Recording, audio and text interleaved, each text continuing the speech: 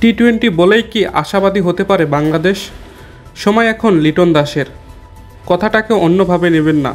ব্যাটে রান নেই বলে হয়তো শেষ 2 ওয়ানডে খেলেননি, কিন্তু টি-20তেই তিনি অধিনায়ক এবং বাংলাদেশ দলের সামনে এখন অসংখ্য টি-20 ম্যাচ।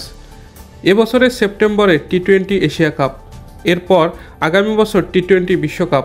কাজেই সময় এখন টি-20-র। এখন সময় টি-20-র অধিনায়ক লিটন দাসেরও।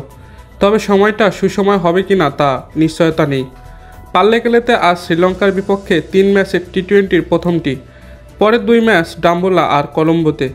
শ্রীলঙ্কা সফরে দ্বিতীয় টেস্ট ও ওয়ানডে সিরিজ যে ধারাবাহিকতা মেনে গিয়েছে, তাতে টি-20তে নিয়ে আশাবাদী হওয়ার মতো মানুষ হয়তো খুব বেশি খুঁজে পাওয়া যাবে না। যদিও অতীত অভিজ্ঞতা আশা জাগায়, শ্রীলঙ্কায় টি-20তে ভালো কিছু হতেই পারে। তাছাড়া ক্রিকেটীয় ভাষায় বলতে হয় এটা নতুন একটি সিরিজ, সম্পূর্ণ ভিন্ন সংস্করণের ক্রিকেট। ওয়ানডে টেস্টের কথা এখন কেন আসবে? কাল পাল্লেকেলে স্টেডিয়ামে সিরিজ পূর্ব সংবাদ সম্মেলনে বাংলাদেশ অধিনায়ক লিটন বলেছেন, এটা আলাদা একটা সংস্করণ। সবাই জানে টি-20 কীভাবে খেলতে হয়, আমরা সেভাবে চেষ্টা করব। শ্রীলঙ্কার মাটিতে শ্রীলঙ্কার বিপক্ষে যে কোনো সংস্করণেই ক্রিকেটই কঠিন, তবে টি-20টা বোধহয় বাংলাদেশের জন্য অত কঠিন নয়।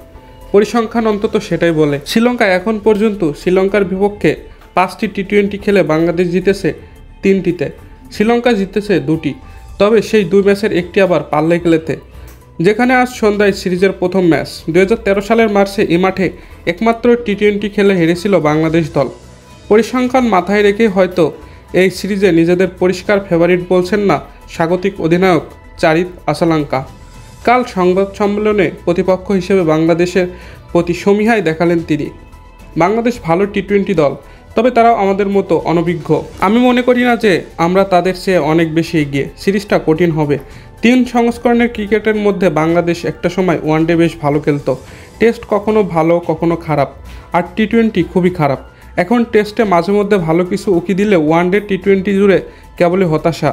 শ্রীলঙ্কার বিপক্ষে এবার 2-1 ওয়ানডে সিরিজ হারকে বেশি যন্ত্রণাময় করে তুলেছে পরশু শেষ ম্যাচে পাল্লেকেলের ব্যাটিং উইকেটেও 99 রানের হার। সিরিজের 3 ম্যাচের একটিতেও পুরো 50 ওভার ব্যাটিং করতে পারেনি বাংলাদেশ। দলের ব্যাটিং সামর্থ্যটা তাই নতুন করে প্রশ্নবিদ্ধ হয়েছে এবার শ্রীলঙ্কায় এসে। তার আগে শ্রীলঙ্কার এই সিরিজটা হয়ে গেছে একই সঙ্গে পুরনো হতাশা ভোলার এবং আগামীর জন্য উজ্জীবিত হওয়ার সুযোগ হয়ে। শ্রীলঙ্কায় এসে শ্রীলঙ্কাকে হারানোর স্বপ্ন দেখাও কঠিন, তবু আশাবাদী হতে উস্কে দিচ্ছে ইতিহাস।